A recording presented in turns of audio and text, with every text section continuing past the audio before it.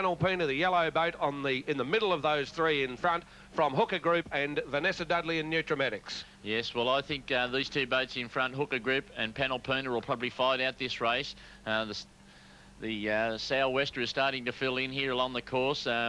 Hooker Group there and Panalpina both had difficulty in dropping their spinnakers in such a hurry. You can actually see the spinnaker in the almost flying out of the boat of Hooker Group. And just look at the difference in boat speed between heat number 2 and heat number 1 that we saw this morning. These boats roaring down the second leg. And Butte boat speed there by Nick Scaley and Panalpina. That's the yellow boat in front, followed by Hookers, skippered by Rambo, Craig Ramsden, and then Nutramatics with Vanessa Dudley. And they really are moving beautifully. That's a good shot of the first three boats. Vanessa Dudley's come right back into this race in Nutramatics. Panalpina still hasn't got a spinnaker away quite properly, and that'll have to be rectified before they pull hard onto the breeze here. Well, great rounding there by Panalpina. Hooker Group coming up to mark number 2.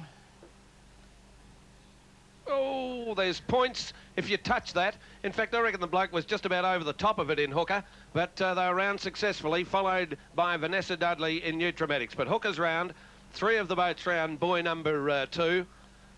And just to bring you up to date, I think all boats bar 1 are up and running. The King G boat's still having trouble, but meanwhile down at the second marker, we might just have a look at the course again, just to reinforce to you exactly where they are. They've just sailed from buoy 1 over to 3, down to 2, and they're now on the reach up the Swan River side, up towards the WACA ground start.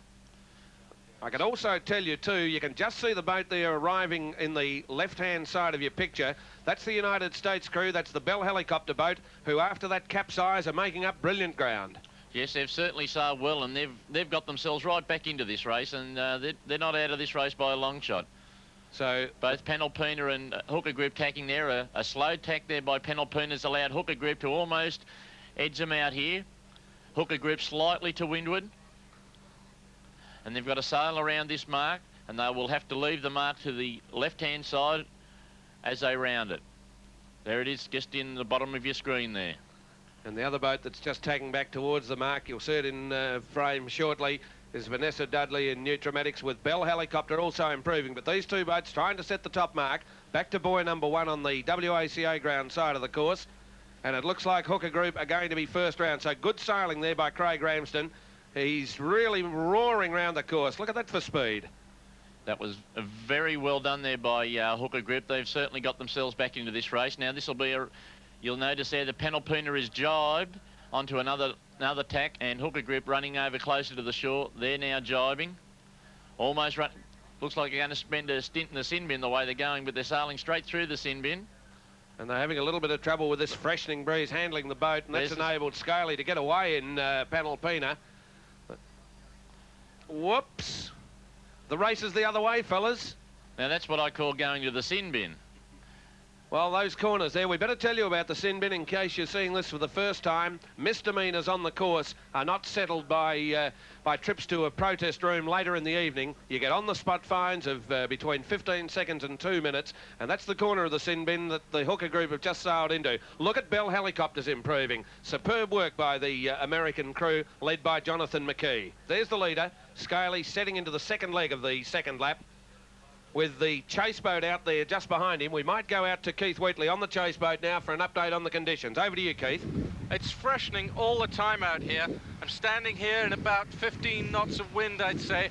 Panalpina are struggling to stay upright as they came round the mark there. I think the strength of the breeze quite took them by surprise, but they have sailed very well indeed. It was a shame to see Hooker Group in such trouble as they came round that windward mark very skillfully indeed, and I was very impressed by the way they took the inside edge there. And then as they came around the mark, they jibed. They put the boom over to the other side to get the wind on the other side of the boat, and the freshness of the breeze took them so much by surprise. That was what we saw happen when the bow of the boat swung round, and lo and behold, they were bang on top of the black rubber pontoons that mark the sin bin. They're now lying fourth, and there's a bit of a tussle going on between Bell helicopters and Nutrametics as they go round the mark for second place. It's Bell Helicopters by a small margin, and how right you are to say they've sailed well and recovered from that capsize. I mean, digging themselves out of the mud like that couldn't have been too much fun while you saw the opposition sailing away from you, but they've recovered brilliantly. Nutrametics third, and it's going to be Hooker Group, a rather sorry fourth, having recovered from their inadvertent visit to the sin bin. That latest report coming from Keith Wheatley out on the water on the chase boat. We might actually go now to the skipper, Anthony Scaly, and we spoke to him about his theories on just how difficult this is. I'm sure he's happy now, but let's hear him. Yeah, it's a little bit more emphasis on crew work more than normal.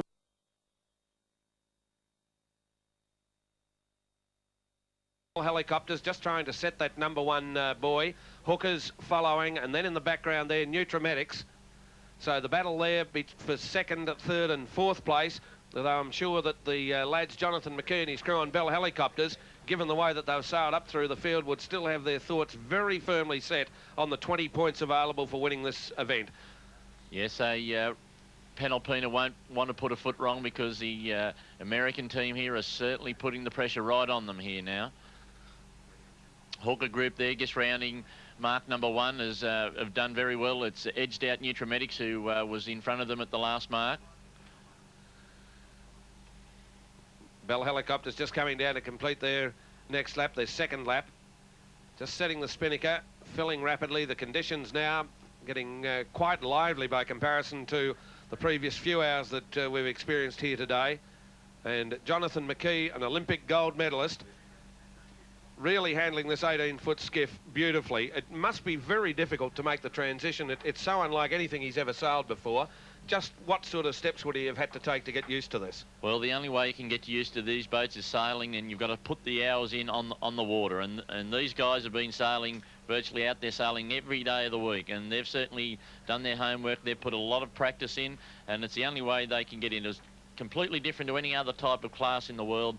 There's just a very hard training ground. Maybe a 12-foot skiff is the closest thing we can get to these things, but there's nothing like that sails over in America. There's Hooker and Bell Group coming up towards the number 3 buoy on the course, and we might just reinforce their position by showing you that course graphic again, just to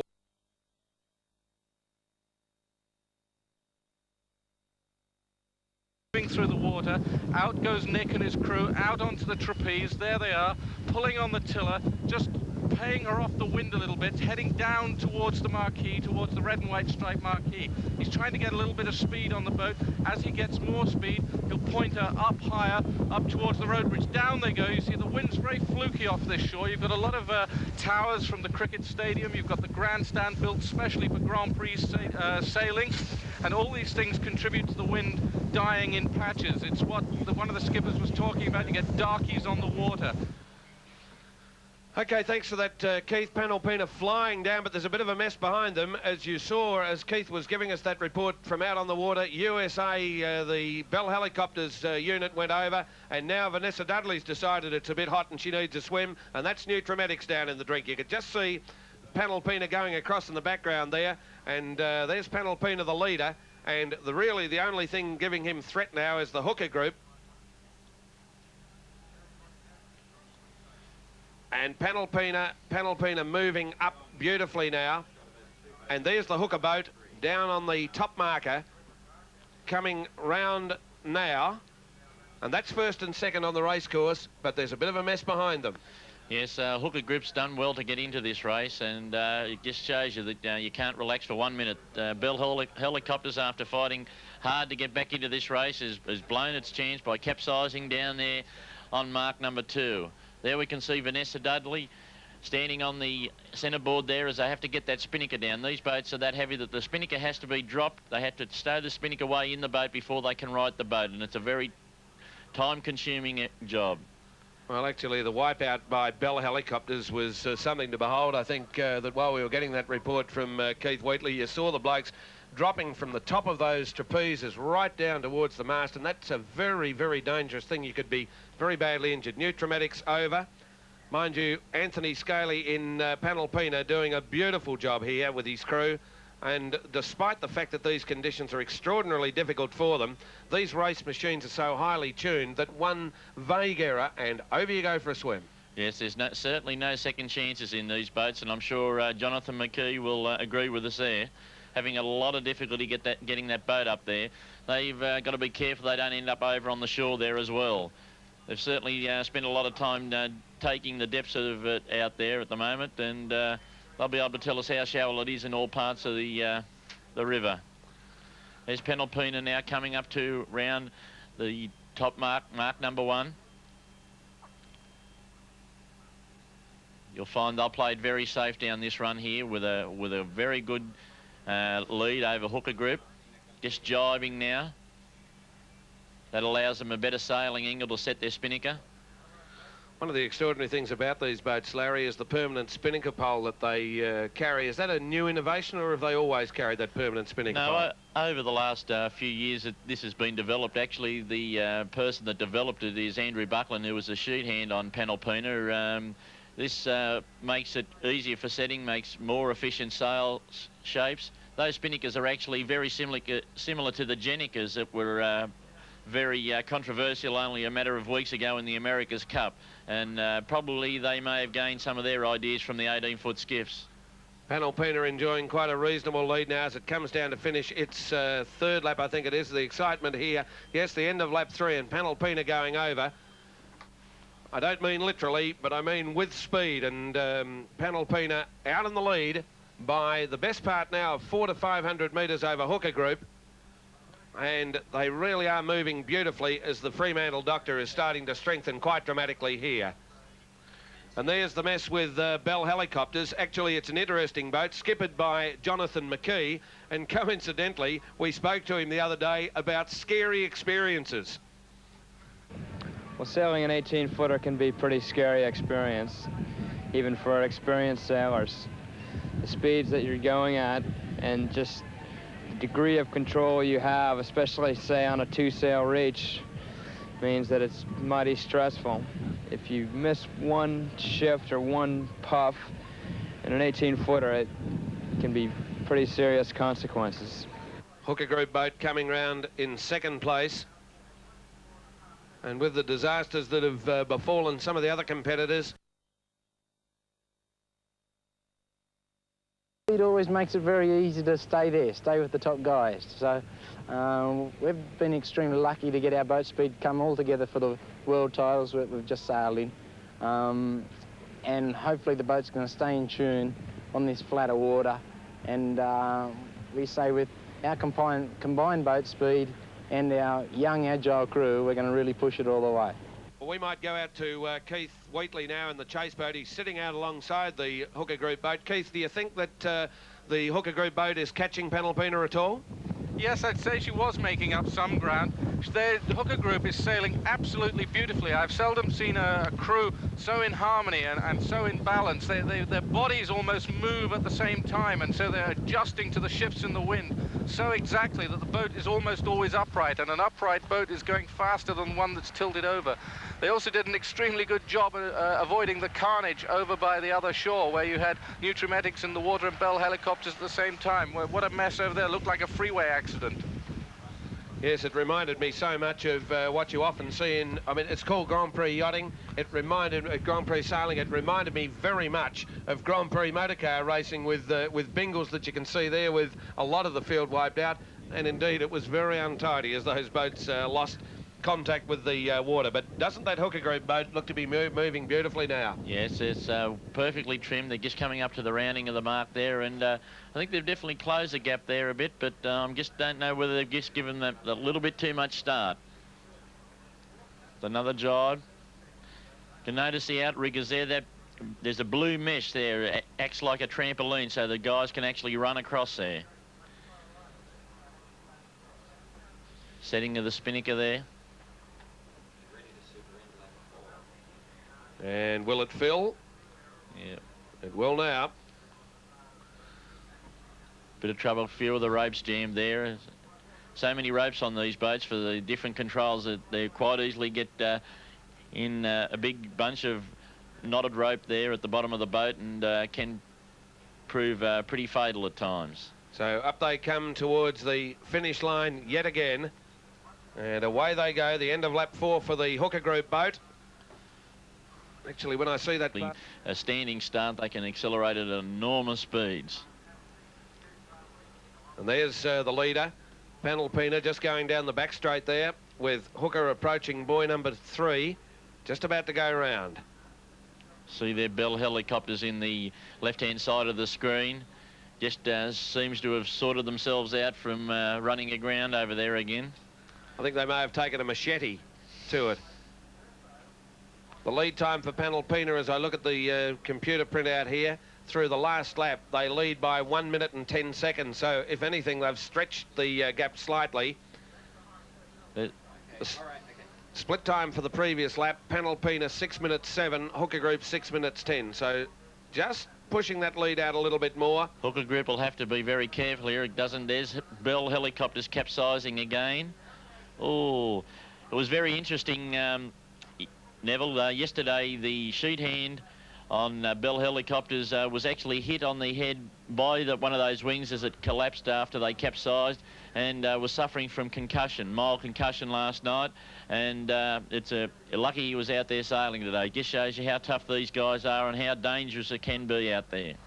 Well, they must be getting a little bit sick of swimming. There's King G over. So there's been carnage aplenty in this race. But glad to report that Vanessa Dudley, who was over in this region, she's up and running again. And so she would be just about third on the water now, I think. Yeah, holding third spot there. But Panalpina sailing beautifully. There's Vanessa Dudley and Nutramatics. Even though she's in front of the Panalpina boat there, she's actually in third place on the water after that swim she had. Unfortunate that capsized. I felt that she was going to make a good race of this as well, but it's good to see that she's been able to recover from that mishap, and she's going all the way. Hooker over in the background there, coming around that bottom buoy. And just to look at the course graphic again, just to keep you in touch with exactly where they are on the course. Into the 5th lap now, and the 2 leaders are between buoys 2 and 1. Sailing up the Swan River side of the course, up towards marker number 1, and then they'll come round to the finish. Well, Keith Wheatley's actually got our wind gauge out on the chase boat. Keith, what is the current wind strength out there on the water? Well, I'm just checking the wind here, and I can see that the wind gauge is showing, well, about 14 or 15 knots. That's a considerable improvement since we started this race into an easterly of about 4 or 5 knots. It just shows how quickly the Fremantle Doctor can come in, and with what considerable power. Looking around the racetrack, we've seen three of the 5 boats in the water. And 7 seconds. And there they go. What a lovely sight that is. Part of the very large crowd that have gathered here on the Swan today to watch this first day of Grand Prix sailing over in the background there, over in the WACA side. And now the Hooker Group boat coming up towards the start-finish line as well. Whoops. Just jibing to go through the gate there at the finishing line. They've certainly narrowed the gap there, so Tony Scully and Panalpina won't want to put a foot wrong. Well, a great fight back here by Craig Ramsden, the skipper of the Hooker Group boat. Now, my terminal shot in the ICL computer shows me that the Hooker Group boat have just gone round lap 5 in 6 minutes and 5 seconds. Panalpina in 6 minutes 37. So they've picked up 32 seconds on that lap, and the gap is now just 38 seconds between the 2 boats and closing rapidly. Yes, I just think the line might be a little too close for the Hooker Group here, but as we've seen before, anything can happen and probably will. We can just see Vanessa Dudley and Nutramatics having a few more problems down there. Hasn't been one of her better days there. Spinnaker in a tangle there. It's a wine glass, actually. Wonder if the restaurant knows that she's taken the wine glass home with her. You could fit a fair bit in it. It's a big wine glass. Looks like they've closed the gap again, and maybe that crew on the hooker group is starting to sniff a victory here, and they're not going to give in without one hell of a fight. These boats tuned up. After they come round to the start-finish line, I think there'll be another lap after this. Just to recall the conditions of this racing, the boats will race for around 45 minutes. There's no set amount of laps. That will depend largely on the conditions. And just looking at the time for the race, they've probably got time for another one after this. And the hooker group boat is round that top buoy. The boat in the middle of those is the luckless King G. Nothing much in this one, Neville. This could be thrilling down to the line. Panalpina really moving swiftly. He needs to tack back to that top marker. Hooker group still under full go mode. And they're approaching that top buoy. That's the marker number 1 on the course. And let's have a look in the... They've just... Mustn't touch that mark. If it hits that mark, it will spend a time in the sin bin, and it snuck through, and that was brilliant sailing there by the crew on hooker group. Well, a change in the lead. The hooker group take over. There you can see Panalpina now coming round in second place. Thrills and spills aplenty in this first heat in the blue group of Grand Prix sailing. And what a fantastic fight back by the hooker group boat. Down they come towards the start-finish line, locked together now. But you just wonder how the Panalpina crew would feel having the hooker group boat sail through them like that. I'd say they'd be very disappointed about that. They may have just relaxed and thought they had this one sewn up. But the hooker group never gave in, and they've really fought back well here, coming up to get the bell lap there. You can see the committee boat there flying the green flag, indicating that the bell lap's coming up. And there's not very much in that, only about 5 or 10 seconds in that, and it's still not over yet. Well, it's going to be now a selection of courses, who tacks where, could be the contributing factor to the point score in this. 20 points for first, 15 for second. Leading 6 will go into the grand final to be sailed in 3 days' time. And the first prize money, $50,000. So a lot to go for. But Craig Ramsden in the hooker group boat doing beautifully on this last couple of laps. It's been an impressive performance. Yes, especially considering that slight mishap they had there when they were in front. Now, they were in front earlier on in the race, and they had that mishap there, so they've shown great tenacity to fight back into this race. Well, I've just had a look at the printout, and there's some details on the hooker group boat. Designer Michael Nash, made of the very latest in materials, that Nomex carbon fibre mix. That seems to be the flavour of the year. Yes, that's very high-tech stuff. It's the stuff they use in the nose cones of a lot of the space shuttles at Nomex. It's a similar type of honeycomb paper mix, and it's super light and very strong, and it's certainly holding in well today. So there's the latest out of the computer, and the hooker group boat leading by 5 seconds as they cross the finish line for the last lap. And I can tell you that their last laps, hooker group went round in 5 minutes 35, Panalpina 6 minutes 18. So it's been superb sailing by the hooker group boat to not only chop back that lead, which at one stage was 1 minute and 5 seconds, but they've now grabbed the lead, and they really are flying down this second last leg. Yes, you can just see with these classes that the experienced crew of Panalpina probably starting to feel their age a little bit here, and maybe the line was just a bit too far away for them. Young crew on hooker group certainly sailing well. There's a good shot of Panalpina there. And look at the wash she's throwing up. She's ploughing through these freshening conditions. Keith Wheatley out on the chase boat. It must be a great sight for you, Keith, to see these skiffs moving so quickly. Yes, we're right alongside Panalpina now, and we are getting the most stunning view. I'd say about 2/3 of the hull. The front 2/3 is lifted right out of the water. She's planing along. She must be hitting 20 knots with Scarley and his crew right out on the rail. but you have to say it, she's in second place. They didn't sail that final leg on the last lap as well as Hooker Group, and they just snuck through. So as they go round the buoy, it's Hooker Group in front by about just 50 meters. Panalpina are heading into the shore, trying to look for something a little more tactical, something to find a little more breeze that can put them in front of Hooker Group. But with only a leg and a half to sail, you'd have to say that your money would be on Craig Ramsden and the young guys aboard Hooker Group. Well, they're sailing beautifully, and look at the pressure they've got on that hull now, and conditions still freshening here on the Swan River in Perth. And midway in that sail now between buoy number 2 and buoy number 1, coming up the WACA side of the course. And don't they look oh so comfortable and oh so confident? Although, I suppose a dose of overconfidence could see you getting very wet. You can't afford a lapse in concentration at any stage in these races, but they've sailed excellently to fight back, and they've gained the lead, and they're not going to give in without one hell of a fight. Precision work. Bit of light squall there. A lull.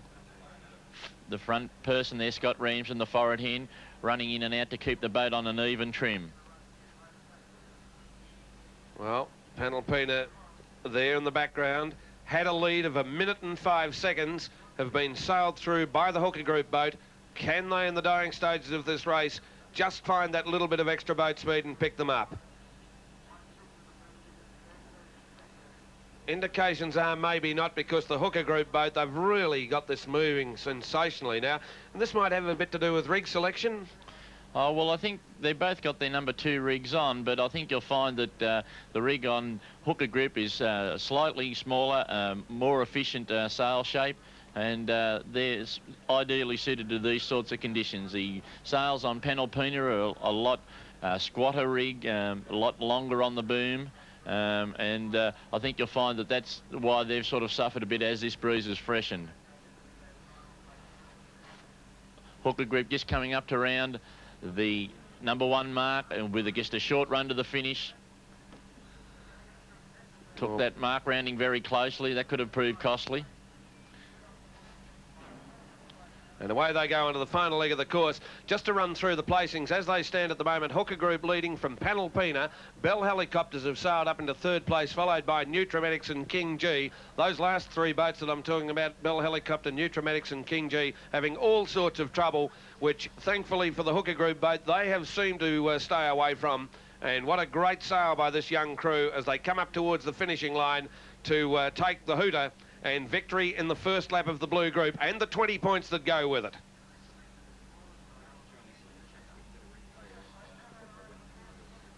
Away they go. Well done, fellas. And the jubilation coming up there, the fists punching there as